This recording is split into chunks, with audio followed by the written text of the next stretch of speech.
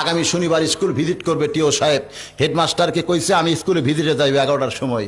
Head sir school খুঁজে দেখতেছে একটা ছেলে দুষ্ট, নাম কালু। কইছে খবরদার শনিবার আসিস না। পাগলকে যদি বলে নৌকা নাড়াস না তখন থেকে আরো। কালুরে কইছে শনিবার আসিস না। ও শনিবারে সবার আগে স্কুলে আইছে, আইসা থেকে দরজা খোলে নাই। ও জানলা দিয়ে ক্লাস 5 পড়ে ঢুকছে, সিট বেঞ্চের নিচে শুয়ে আছে। 11টার সময় ওই ক্লাসে টিও ঢুকে বলতেছে, এই ছেলেরা, এই মেয়েরা, তোমাদের শিক্ষক তোমাদের পড়ায়? বলে হ্যাঁ, খুব ভালো পড়ায়। তাহলে বলো তো একই জিনিস বিভিন্ন জায়গায় বিভিন্ন নাম, জিনিসটা কি? উত্তর শুধু টিও জানেন, উত্তর হবে নদী। উত্তর কি হবে?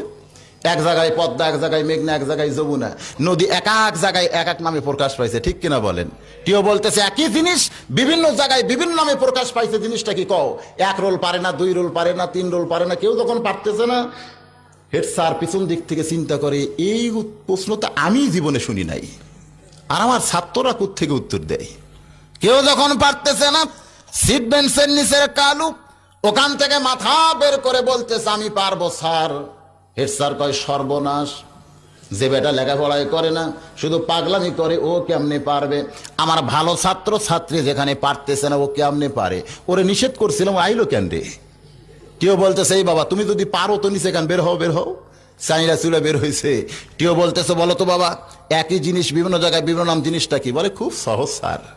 হেড স্যার কয় সহজ? কেউ পারতেছে না, বেটা কয় সহজ। টিও বলতেছে সহজ, তাহলে বলো।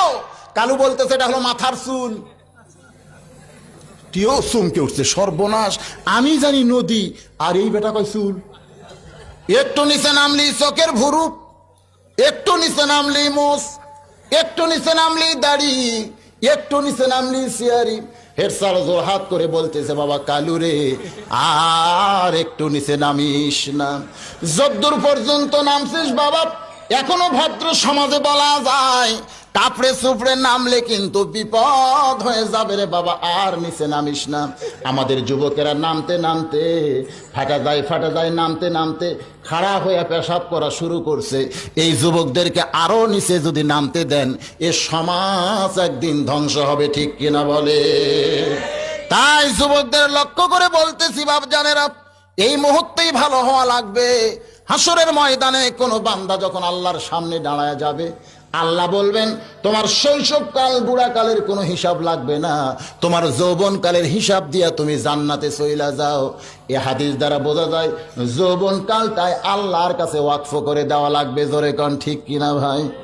যে আওয়াজ করতেছিলাম, ফাতেমার মা কিংবা আব্দুল্লাহর মা, আর কতকগুলা মডার্ন বউক নাম ধরে ডাকে, রোকেয়া, রহিমা।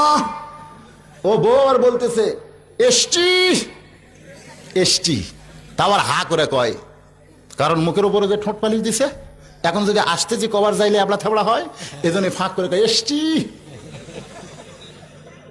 আরে একটু জলদি আসো না। আরে বাবা যাচ্ছি তো। স্বামীকে আবার বাবাও কয়। এগুলো নাকি মডার্ন ভাষা। তোর এখন কি ভাষা রে? আল্লাহর বান্দারা, নেতা যদি ভালো হয়, কারাগারের মধ্যেও খাবার পাওয়া যায়, কিন্তু নেতার ভাগ্যে খাওয়া নাই।